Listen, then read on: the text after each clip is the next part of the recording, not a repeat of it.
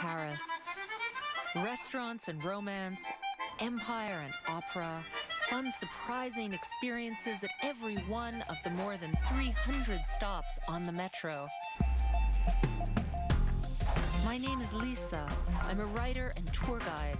I carry a Canadian passport, but all we'll need is a ticket for the metro system as I show you historic, inspirational, endlessly fabulous Paris. I'd like to share my love for this spectacular city with you, one stop after the next, by way of the exciting Paris metro system. So grab your French phrasebook and put on your walking shoes. We're going to Paris. Next stop, Invalides. Today, we're walking into the heart of Paris politics and history. Welcome to Invalides. We'll see the residence built by Sun King Louis XIV for his wounded soldiers and the site of Napoleon's tomb. We'll go underground to see the famous sewers and above ground to a gorgeous bridge and an interesting American church. This neighborhood is also the home of the French National Assembly, so restaurants here cater to politicians. And supervising it all is the thinker in Rodin's extraordinary museum. Welcome to Invalides. This neighborhood is mostly known for its government offices and important, impressive residences, but it's a wonderful place to come to see several really important museums.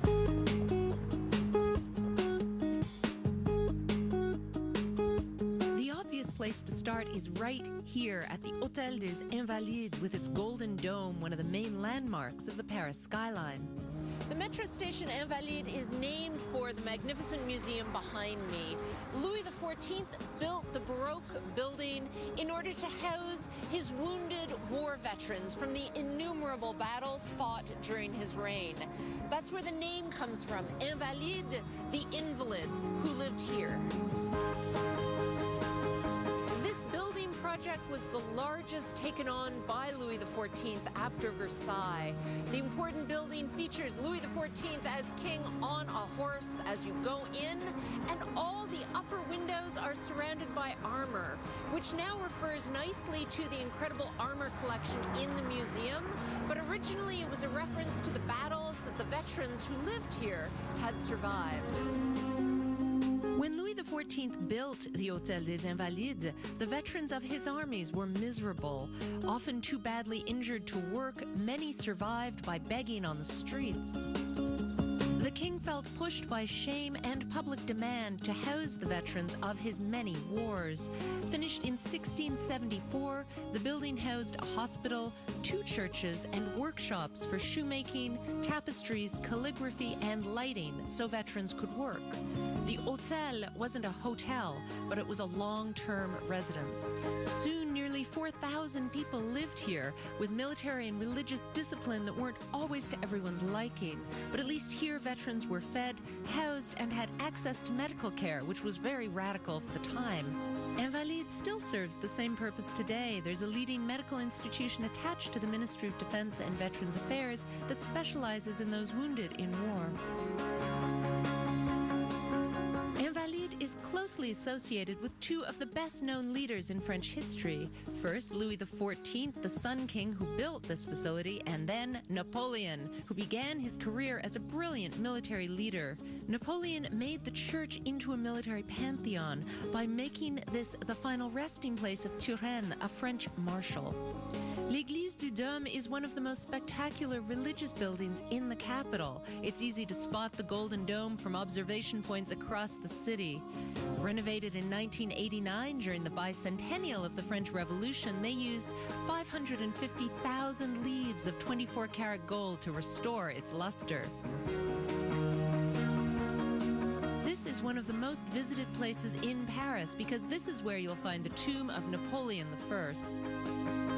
Before his death, Napoleon said, "I want my ashes to rest on the banks of the Seine amidst the French people I love so much."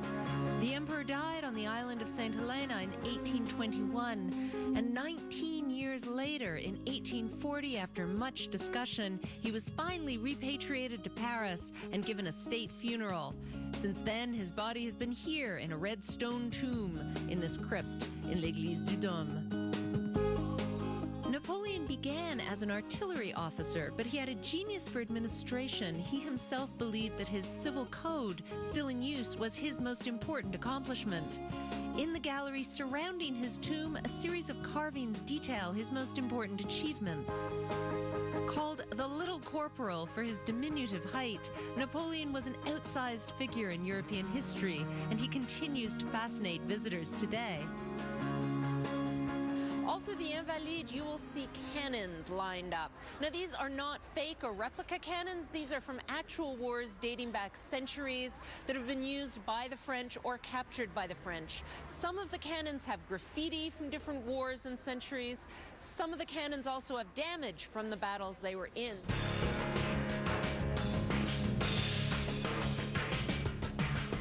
Now, each cannon has its own name and story. This is the misanthrope.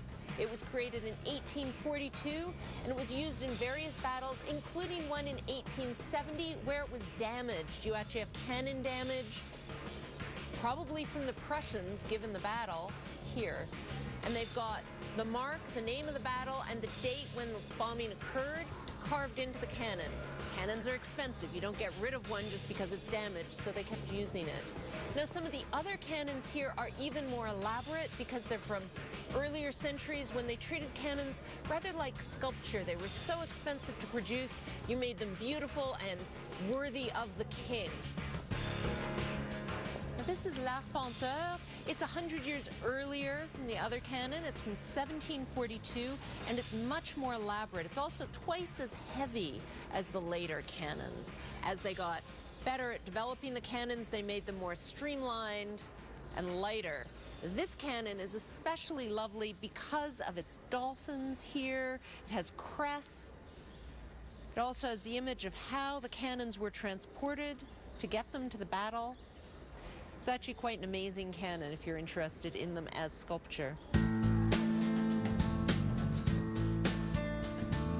The Army Museum has more than just cannons. When you visit, you'll have a chance to survey more than 300,000 objects illustrating the art of war since the Middle Ages.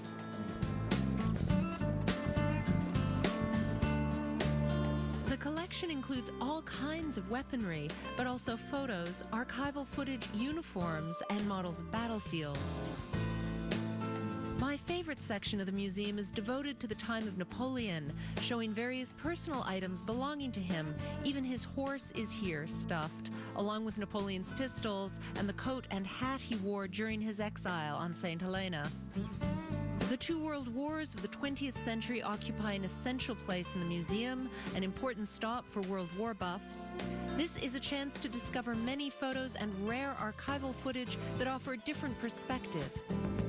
In addition to its collection, the Army Museum also regularly presents special events like concerts, film screenings, lectures, and activities for younger audiences. A great way to learn about the history of the world, even if the museum is dedicated to its bloodiest times.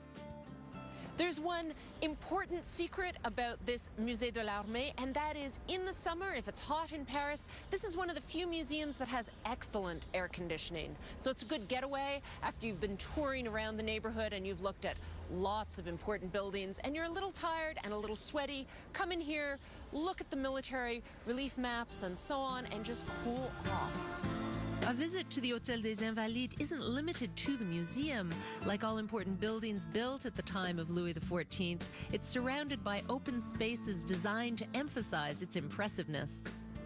Behind me is the Esplanade of the Invalides, a lovely green space which has been filled temporarily with buildings during universal exhibitions in the 19th century. These days, though, it's mostly used by kids playing frisbee and soccer, especially on the hot days of summer. After you visit the Invalides, you can take a stroll through the gardens which surround the museum. They're filled with all kinds of geometric topiary. In the 17th century, the French garden was much more than an art. It was a science. Louis XIV was obsessed with gardens, as you'll see if you visit his palace at Versailles. Those palace grounds were designed by Le Notre, and it's this man's genius which influenced French gardens throughout the ages. The Jardin de l'Intendant here features classic paths that wind between lawns and topiary, trees trimmed into geometric shapes. You'll find the statue of Jules Hardouin Mansart, the first architect for Louis XIV. Mansart completed work on the Church of the Invalides, a project initially designed by another architect. Mansart is remembered for his mansard roof, as well as for his designs of famous buildings, including the Grand Trianon at the Château of Versailles. This is Parole Portée, a more contemporary sculpture, a fountain by Nicolas Alquin. Appropriate for the Invalides, this is dedicated to the memory of all victims of terrorism, whether on French soil or anywhere else on the planet. Now, across from the gardens and surrounded by cannons, come with me to an interesting place to eat right after this.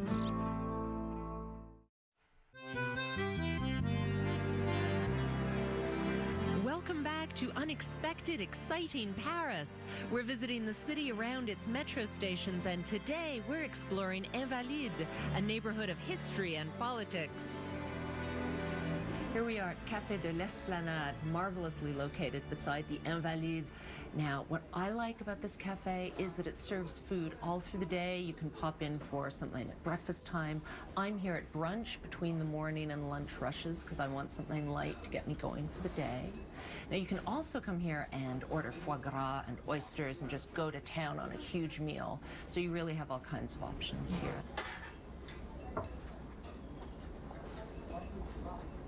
Merci. I have a salmon omelet. The salmon is inside the omelet, I'm assuming, because I can't see it right now. And potatoes, and of course bread and butter. And I love the fact that in France, when you order a Perrier, it usually comes with its own little lemon slice. Very classy.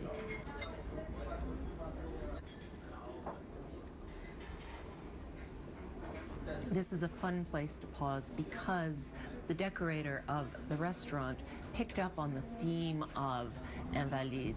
Jacques Garcia has done the decor for a lot of restaurants in Paris. He's very chic as a designer, and what he did for the interior is he's got all of these cannonball replicas as lighting fixtures and cannons as pillars, so you really get this theme of the Invalides, and whenever you look out the window, you're looking at the real cannons of Invalides, so it's kind of wonderful. Now, if we walk up the esplanade of Invalides, we're at the banks of the River Seine. The quays here beside me until recently had a highway running down them. However, the left bank quays here in Paris are protected under the UNESCO heritage sites, so they needed to be renovated and restored. And soon there will be gardens here, performance spaces, and areas to relax where you can enjoy views up and down the Seine. For centuries, the Seine was accessible to all Parisians. It was the essential working river of the city, with riverboats unloading produce, pleasure boats, and even bathhouses. But in 1967, French President Georges Pompidou turned the riverbank into highways. Fortunately, today, the riverbanks are being taken back so the people of Paris can enjoy them once again. The Invalides is on the left bank of the Seine. The city has always been closely associated, even defined, by its beautiful river. But the Seine snakes its way across the French landscape, so over the centuries, Parisians have come to talk about the left bank or the right bank, based on the direction the river is flowing towards the Atlantic. And here on the left bank at the Quai d'Orsay, we're just above a different kind of water issue in Paris. Follow me. Welcome to the sewers of Paris. There are tunnels under here that date back to Napoleon I. It's a vast system that can actually be visited today, and it's quite interesting because you find out all kinds of details about the history of the city and how this big metropolis actually functions today. This is an early sewer cleaning machine. This one's from the beginning of the 20th century. You have to imagine them bringing it down into the sewers, opening it up. I mean, all this water and sewage on this side. It's weighted down so the whole thing doesn't tip over on the poor sewer worker. And in order to clean the sewer, what they do is they lever up this trapdoor to let a tiny high-pressure jet of water shoot down the sewer to clean it, because you have to repeatedly clean the sewers of Paris. You can imagine what gets stuck in these. So you let the water out, bring it a little further down, do the whole thing again to keep cleaning the sewer. Now, what's interesting about this noise, which is, imagine it echoing down these tunnels, all the rocks that are stuck in the sewer system jangling against this hard metal. The noise reminded the men in the early 20th century of a machine gun, because most of them had been through World War I. This terrible clanking, it made them think of the rattling noise of a machine gun, so they nicknamed this machine the mitrailleuse, the machine gun. Imagine working in sewers this big, human size, just large enough for a person to get down and clean the sewers and work, but really not great for someone claustrophobic like me. Now, in the sewers, not only do you obviously have the sewage, but the sewers of Paris are crucial because they also bring all the drinking water to every building in Paris, and it's here where the telephone lines are. So all those cables all across the city, they're also in the sewer tunnels, as are the electrical cables that control the traffic lights that Parisians tend to ignore. But, you know, they're here in the sewers. Now, every sewer tunnel, some of them are a lot bigger than this, but a lot of them are small. Each one is labeled for the street it's beneath, in case you get lost, so you'll know where you are. Imagine the entire plan of Paris, all these beautiful streets. Beneath each one, there's a sewer. Napoleon III hired Baron Haussmann to renovate the city of Paris, and one of the key things to implement in the plan was an entirely new sewer system to update, enlarge, and overall modernize the way sewage was treated in the city. It was in fact so revolutionary that people came from all over the continent to visit the Haussmann sewers. Behind me is one of the boats they used to use to clean the sewers, the large collector sewers, which are almost like canals underneath the city of Paris. Now, in the 1920s, people actually paid to go on sewer tours where they sat in these boats and were dragged along the sewers by sewer workers on the quays pulling chains. I cannot imagine doing that tour, but people actually paid money to go there. This narrow sewer behind me is a good example of what's under many of the streets in Paris. Each building in the city has a connection to these sewers, and if you lose some jewelry, say a wedding ring, down the drain, you can call the city of Paris, and they will send a sewer employee to open the trap that connects from the building into the sewer, and they will probably find your ring. They use these balls to clean the smaller sewers. The smallest ones use hollow wooden balls, which actually can come apart so they can fit them into the awkward spaces for the sewers. The water pressure pushes them along and it cleans the sewers out. They also have the large iron balls for the larger tunnels. Now, Parisians, like a lot of people, throw all kinds of things into the sewer system, including on one memorable occasion, a tiny baby alligator that somebody flushed down the toilet. In 1984, the sewer workers found the alligator. He'd grown a little bit bigger, and he was still healthy. They gave him to the Paris Zoo, where he went on to have a long and much more enjoyable life. Let's leave the underworld now and step back into the sunlight. We'll walk over to my favorite bridge in all of Paris, the glittering Alexander III Bridge, right after this. We're in glittering, gorgeous Paris, exploring the area around the Invalides. Parisian bridges across the River Seine are true works of art, and this one is actually a 19th century agreement between France and Imperial Russia. This is the Alexander III Bridge. It was initially begun in 1896, and the first stone was laid by Alexander III's son, Nicholas II. The bridge is ornamented with Russian influences. The lamps are replicas of those that light the famous Trinity Bridge in St. Petersburg, and the statues at the center of the arch are the nymphs of the Neva River, which flows through the Russian city. The bridge bridge was completed in 1900 in time for one of the international exhibitions. Everyone flocked to see the bridge because of its single span crossing the Seine, which was an engineering feat for the time. The tall statues installed on blocks at either end act as counterweight for the bridge. On the right bank, the statues represent science and art. On the left bank, commerce and industry. The bridge is one of the most popular places for wedding photos in Paris, especially because if you line it up just right, you get the beautiful sculptures of the bridge and the Eiffel Tower in the background. It's a little bit ironic that there's a bridge testifying to French-Russian allegiance facing the burial space of Napoleon, considering that Napoleon waged war against Russia, invaded the country, and eventually lost that battle. Certainly, the emperor would not have appreciated the bridge, but over time, international relations change and countries sign new agreements. This area is the political heart of Paris, and we can walk from the Russian-influenced bridge to the interesting American church in Paris, a place I visited often when I was first getting settled in the French capital. Today, I have an appointment with Pastor Scott. Hey, I'm Lisa. Nice to meet you. I'm Scott, Lisa. Welcome to the American Church. Thank you so much. Looking forward to seeing more of it.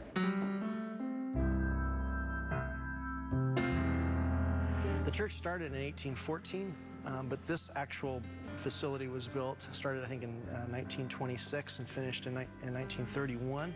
The vision was that we want to have a monument both to honor God, but also honor the importance of Franco-American relations, that we've always been good friends over the centuries, really. Yeah. And so we wanted to, I think the Americans had the vision, the foresight to build an edifice that had some grandeur and showed honor to the French as well.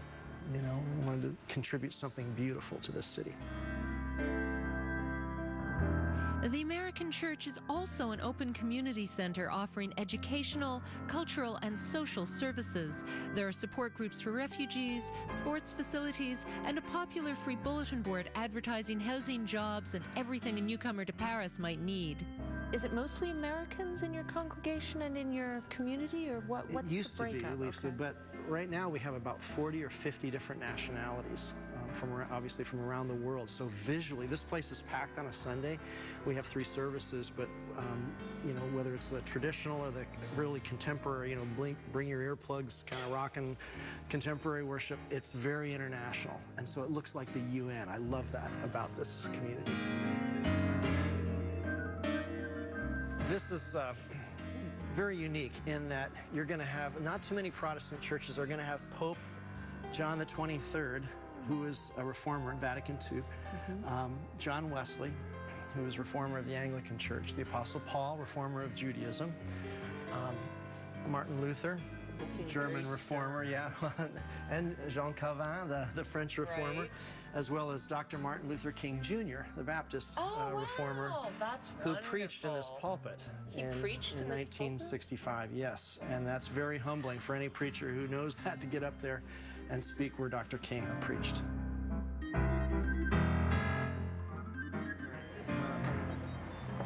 The board! And To I bring can back still, memories to you, yeah. Little furnished studio, yep, that would be That's me, it. basically. A lot of students, a lot of au pairs, people that are... Recruiting for English teachers, yeah. A lot of apartments and jobs that people are looking for advertised here. Thanks so much for the tour, Scott. Really appreciate it. You're very welcome, Lisa. Glad you could stop by, and My pleasure. hope we'll see you Thank again soon. Yeah, hopefully for Let a me walk you. concert. Sure. Now that we've visited the first established American church outside the United States, let's drop by a Canadian institution just a few blocks away. This is the Canadian Cultural Centre, which opened in 1970 in a rather nice old private mansion overlooking the Esplanade of Invalides. Here it was open to foster cultural exchange between France and Canada, and every month there's a nice selection of exhibitions, film screenings, and readings open to the public and often free. Parisians tend to imagine Canada as a place buried in snowdrifts 10 feet high, with all kinds of wild animals and red uniformed mounted police riding around on horseback. So this cultural center corrects some of those assumptions. In addition to the exhibitions and events presented here, there are different features such as information sessions, a large research center, and a kiosk for those in France who wish to study in Canada. Now, if you follow me along behind the Esplanade of Invalides, I'll take you to one of my favorite gardens in Paris with the works of the great sculptor Rodin right after this.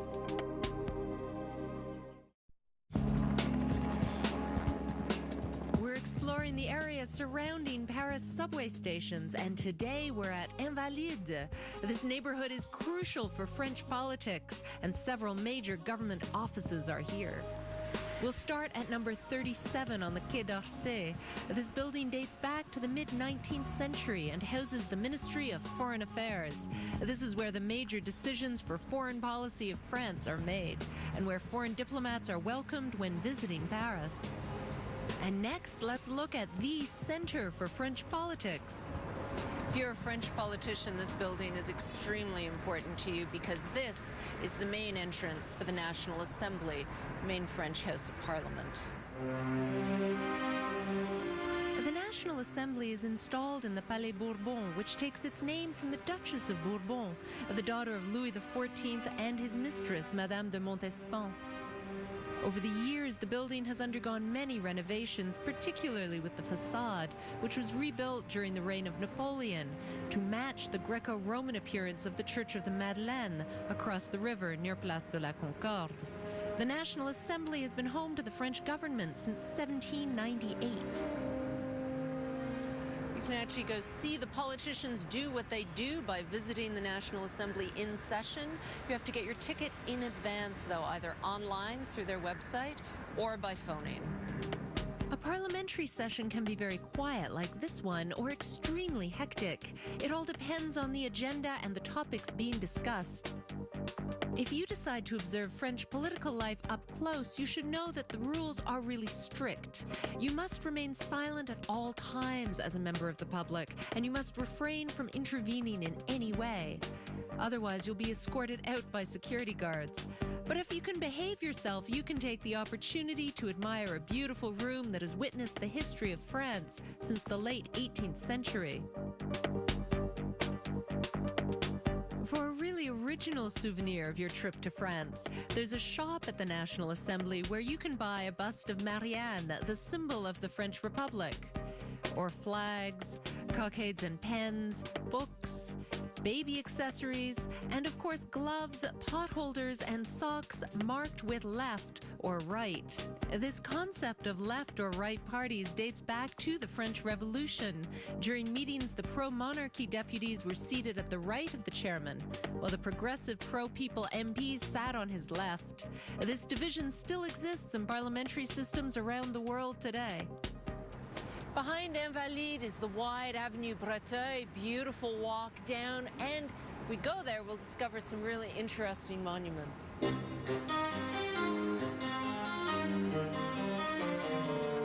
This is a wonderful statue of Louis Pasteur, put up in 1908. He actually lived not far from here. Pasteur, of course, is famous for pasteurization. The statue is wonderful because it features pastoral scenes with cows. Milk, of course, is one of the things that Louis Pasteur changed forever, extending our life expectancies.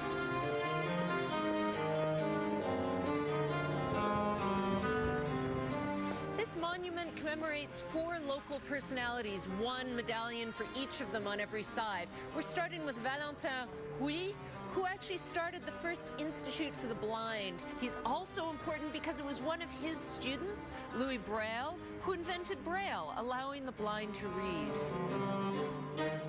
The next man of science commemorated on the sculpture is Eugène Bouchu. Now, this doctor worked in the nearby children's hospital, and he invented the process of intubation, essential for modern surgery. Around here, we have another man of science. The name of the square is Georges Mulot, after Louis-Georges Mulot, who actually discovered the first artesian well by drilling here in Paris in 1841. There's actually a fountain just below his medallion.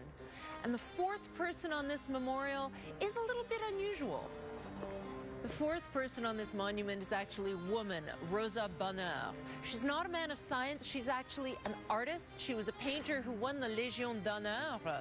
She was also incredibly knowledgeable about anatomy. She won the right to wear men's clothes so she could go to the slaughterhouses and draw animal anatomy. So she's appropriate for this monument, not only in that she was interested in the way things worked, and she's from this neighborhood, which is what this monument is commemorating. So the fourth person is actually a painter. Now let's stay in the artistic mindset and visit the Rue de Varennes to see the work of incredible sculptor Auguste Rodin. Starting in 1908, Rodin would come in from his home in the suburbs every morning and spend the day here, drawing in his studio space. Originally, it was an hôtel particulier that was crumbling and used by a number of artists as their studios. Gradually, though, the city evicted all the artists except for Rodin, who negotiated slowly and finally won the right to have the building turned into a museum dedicated to his own work. All the work exhibited in the garden of the Hôtel Biron displays the genius of this artist who revolutionized the world of sculpture in the 19th century. Rodin stepped away from the neoclassical tradition of the time. Instead, he focused on emotional interpretation, sculpting the human body into expressive gestures and flowing lines. It's hard to believe that at the beginning, Rodin struggled very hard. After failing the entrance examination to the École des Beaux-Arts 3 times, he embarked on various paid construction projects, including the Paris Opera and the Commodity Exchange in Brussels. Over the years, he exhibited his personal works, but was rejected widely because his style was too innovative for the time. In 1875, at the age of 35, he fulfilled a dream by visiting Italy and experiencing its artistic treasures. The works of Michelangelo ultimately had a significant impact on the rest of his career. Inspired by his trip, he created the statue L'Homme Errant. This statue triggered a controversy because it was too perfect, and Rodin was accused of having cast his model. After this, Rodin never again perfectly represented the human body and focused on expressive movement. Rodin now is famous not only in France but around the world. His sculptures for La Porte d'Enfer, or The Gates of Hell, is a work that took him several years. Inspired by Dante's Divine Comedy, it has more than 200 figures that were reproduced individually in various formats. This, the final version, was cast in bronze after Rodin's death. Multiple copies exist in California, Switzerland, and Japan. Among Rodin's works that are most widely reproduced, it's probably The Thinker that you remember most. You're probably already familiar with the statue of the naked man deep in thought about the fate of the universe. The original model was created in 1880 and measures only 28 inches tall, but the garden's main version is life-size. Each of the sculptures exhibited here bears the mark of its creator, a man who had extraordinary talent and sensitivity, which he brought to bear on the art of sculpture, reproducing not only the human shape, but the full range of our emotion and expression.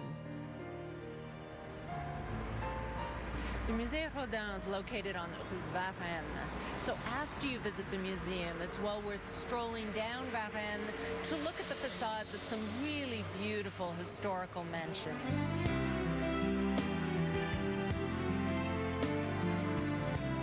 This 300-year-old mansion was the site of the most spectacular party of the 19th century. 3,000 guests were invited to revel here. However, these days, it's much more serious because the Hôtel Matignon is actually the official office of the country's prime minister. 56 Rue de Varennes is one of my favorite buildings on this street, partly because of the beautiful shell above the entranceway, and also because surrealist poet Louis Aragon lived here in the latter part of his life with his muse Elsa, and they both spent hours writing in this building, which seems incredibly romantic to me.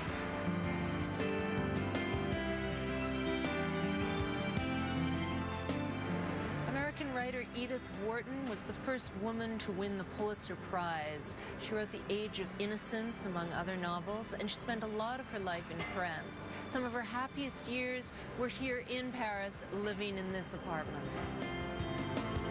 Even though I've been living in Paris for years, there's one traditional Parisian thing I've never tried: spending an afternoon fishing on the banks of the Seine. And near the Metro Invalides, there's a shop specializing in fishing gear, right after this. We're in Paris, a city built around a beautiful river, and the Seine has many fish and fishermen.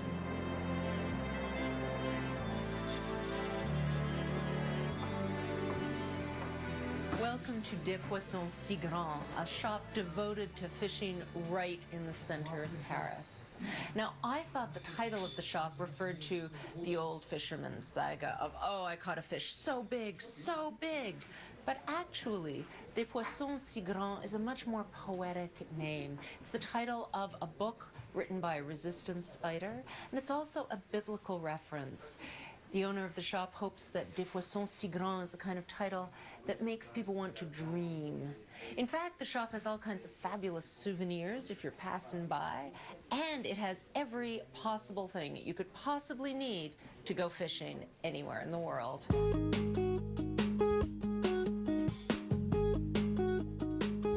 A lot of the fishing lures actually come from Japan, and they're arranged in this shop rather the way they would be in Japan, i.e. in very careful organization that doesn't take up much space. So we've got a couple of different layers here. 1, 2 layers of lures. There's even a 3rd layer right at the back for every possible lure you might want to need in your fishing trip. Because a lot of the clientele that comes to Des Poissons Si Grands is actually looking for equipment for their holiday sports fishing event. So the French have a reputation of being a little bit obsessive, and they like to come here to get exactly the perfect thing. And in fact, there's a joke here that the French are very precise, whereas North Americans tend to be a little more relaxed about fishing. They go fishing with, you know, a cooler, their family. They go to have a good time. The French, however, might spend 3 days shopping and preparing and researching for about 10 minutes of actual fishing. They're both good positions to take, people here believe, but they're a little different. I, on the other hand, want to know about fishing in Paris. Actually, fishing in Paris these days is called street fishing. You can go fishing in the Seine or in the canals. And that's what interests me. One of the people who works here, Hugo, used to do competitive fishing in this, so I'm going to get him to help me out. Hugo? Salut. En fait, bonjour, je cherche tout l'équipement pour aller pêcher dans le canal, s'il vous plaît. Pas de souci. On va commencer par les câbles. Okay. The first step, find the right fishing rod. This one weighs almost nothing. It would be perfect for the canal. It would be easy to carry there as well. Then find the right reel to buy. Nice. Super smooth. Okay. Very nice. I've only ever fished with really beaten up fishing rods belonging to older cousins, so this is very spectacular. Okay. And to attract the fish, we need the right lure. The tricky thing is choosing the right one. Okay. Actually, if I'm going to be fishing in Paris, I have 2 options for what will really make the fish happy. One could be quite a neutral lure, one of these colors, kind of a nice rainy Paris day color. Or I could go for something really flashy like this, which the fish might really go for because he's having kind of a slow, gray, Paris-y day. And all of a sudden there's this bright orange neon thing, so he might want that. Interesting choice. Now, if you don't feel like packing up an entire fishing rod and lure setup to take home with you, you can get a wonderful, small, easy-to-pack souvenir like a corkscrew or a knife from the old French company La Heure here. They're quite beautiful knives. La Heure is a wonderful knife. It's one of the most famous brands and one of the oldest knife makers in France. They always have this bee on them, and it's a fabulous souvenir because of the corkscrew. And you always need a corkscrew, right? And it's the perfect thing whenever you open a bottle of wine. When you're back at home, you'll think, this fabulous fish shop right near Invalides. you've bought the perfect souvenir before you head home, there's a great place to eat at the Gare des Invalides. This building was built in 1867 as a railway station to bring people to the Esplanade of Invalides to inspect temporary buildings set up for the Universal Exhibition of that year. These days, though, the building is used as a bus station where you can catch a bus to either airport. And before you head out to the airport, you might want a nice meal, and there just so happens to be a great restaurant in here.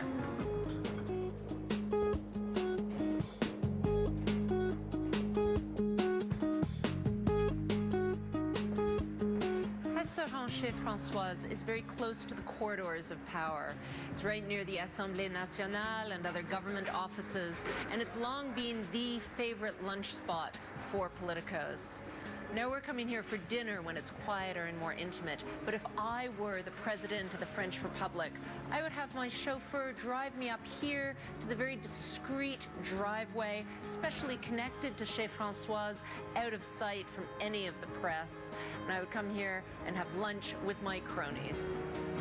Would you like to know who cooks for the President of France? We'll talk to the chef right after this. We're in the political heart of Paris, stopping at the restaurant Chez Françoise, just steps from the French Parliament, l'Assemblée Nationale. Eating here, we dine surrounded by the political elite. Chez Françoise was installed here as a restaurant in 1949, right when it was becoming fashionable to leave for the airport by bus from this aérogare. So the idea was that you would come here, have an elegant meal. In fact, they used to announce the bus departures here during this beautiful restaurant meal. Now, the name Chez Françoise is a little romantic story because the man who ran the restaurant was in love with a woman whose second name was Françoise. Albertine Françoise is the reason this restaurant has the name. Now today, you might not get the bus announcements telling you when your bus is departing for the airport, but this is still a wonderful, intimate place to have a beautiful French meal before you head home again.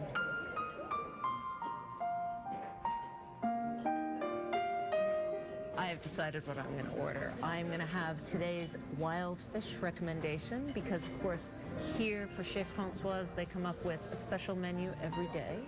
And tonight, the fish special is a bar done in its own white butter sauce, and it's got green asparagus, the first of the season, so it's a very spring dish that I'm ordering. Now I'm not meeting the President of the French Republic tonight, but I'm meeting the President of the Kitchen. Come backstage and meet Chef Philippe Leglise. Bonjour les dames. Enchanté. Alors, ce soir, j'ai commandé le bar. So, Chef Philippe has just explained to me that because the green asparagus from Gascogne, which is a region in France, have just arrived, he decided to pair that with the bar, which is now in season, and he accompanied it with a white butter sauce, which is a beurre blanc, very traditional French cuisine style of sauce, but it's a very delicate one. It's not one of the heavier sauces, so it won't overwhelm these asparagus that are brand new and one of my favorite things. This time of year, the beginning of spring, is his favorite time, season-wise, to start preparing new menus because you suddenly have these new vegetables that start coming in, and that's actually a wonderful new palette for the chef to work with. That's actually really interesting. The tiny green rounds in the potato puree, the mashed potatoes they prepared with olive oil, is the ends of the asparagus that they've sliced. Oh, it looks beautiful. In a traditional French kitchen, every plate gets its own sauce. So here we have the sauce selection, which is really wonderful if you're a fan of French cuisine like I am. And starting over here, we have BB, which stands for beurre blanc, which I'm having with my sauce. And then we move along to the sauce of the day, which is labeled jour. Then we have this sauce, which sounds amazing. It's sort of a creamy white wine sauce, and it's finished off with Nuit, the wine. Next up, there's a mascarpone sauce, an Italian cheesy sauce that has truffles in it. I can only imagine what that one's like. And then further on, you have more of the meaty sauces over here that go on beef, more jus kind of style sauces. So each of these comes from a really distinct tradition in France and has hundreds of years of history associated with it.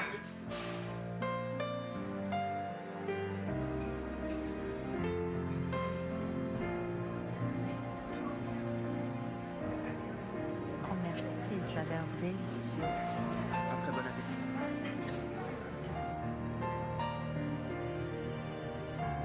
J'adore le bar et la sauce et les asperges. J'adore tout, en fait. Je viens d'essayer les pommes de terre, mais je pense que je vais adorer ça aussi. Bon appétit. Merci beaucoup. That was a lovely day at Invalides. First with the center of military history and also the center of political power in Paris and in France. Let's see what we can get up to next time on Paris Next Stop.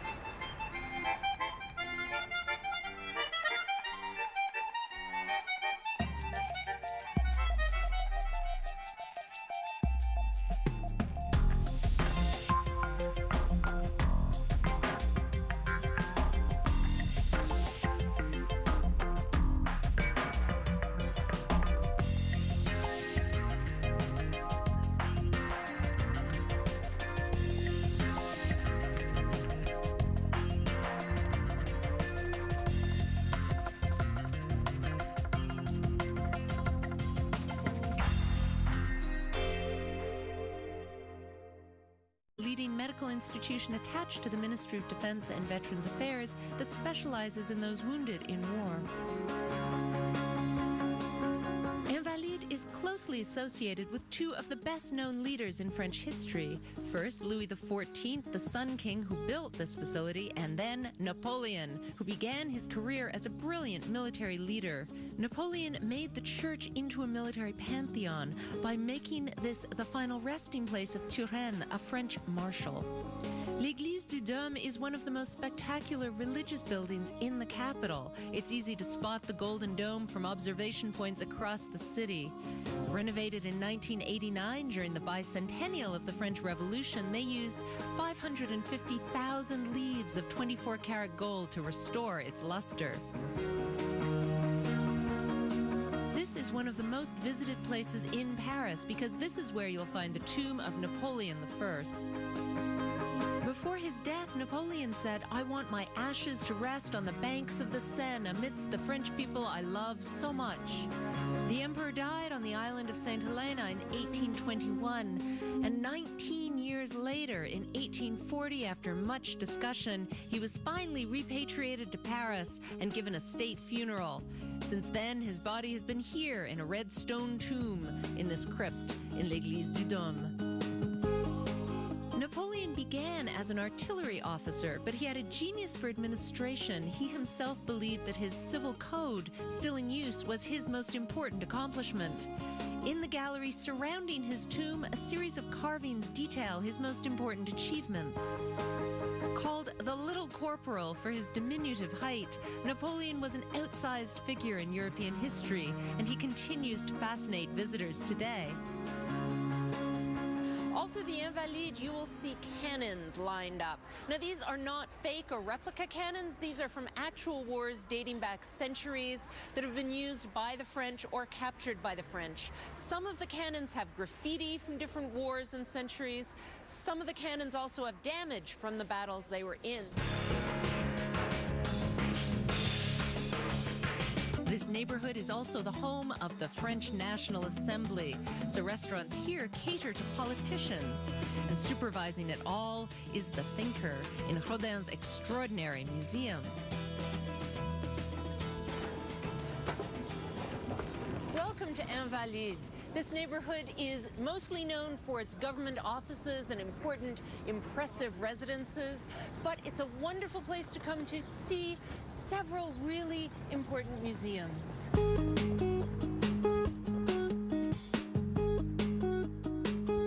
The obvious place to start is right here at the Hôtel des Invalides with its golden dome, one of the main landmarks of the Paris skyline. The metro station Invalides is named for the magnificent museum behind me. Louis XIV built the Baroque building in order to house his wounded war veterans from the innumerable battles fought during his reign. That's where the name comes from, Invalides, the invalids who lived here. This building project was the largest taken on by Louis XIV after Versailles. The important building features Louis XIV as king on a horse as you go in, and all the upper windows are surrounded by armor, which now refers nicely to the incredible armor collection in the museum, but originally it was a reference to the battles that the veterans who lived here had survived. When Louis XIV built the Hôtel des Invalides, the veterans of his armies were miserable. Often too badly injured to work, many survived by begging on the streets. The king felt pushed by shame and public demand to house the veterans of his many wars. Finished in 1674, the building housed a hospital, 2 churches, and workshops for shoemaking, tapestries, calligraphy, and lighting so veterans could work. The Hôtel wasn't a hotel, but it was a long-term residence. Soon, nearly 4,000 people lived here with military and religious discipline that weren't always to everyone's liking. But at least here, veterans were fed, housed, and had access to medical care, which was very radical for the time. Invalides still serves the same purpose today. There's a Paris. Restaurants and romance, empire and opera, fun, surprising experiences at every one of the more than 300 stops on the metro. My name is Lisa. I'm a writer and tour guide. I carry a Canadian passport, but all we'll need is a ticket for the metro system as I show you historic, inspirational, endlessly fabulous Paris. I'd like to share my love for this spectacular city with you, one stop after the next, by way of the exciting Paris metro system. So grab your French phrasebook and put on your walking shoes. We're going to Paris. Next stop, Invalides. Today, we're walking into the heart of Paris politics and history. Welcome to Invalides. We'll see the residence built by Sun King Louis XIV for his wounded soldiers and the site of Napoleon's tomb. We'll go underground to see the famous sewers and above ground to a gorgeous bridge and an interesting American church.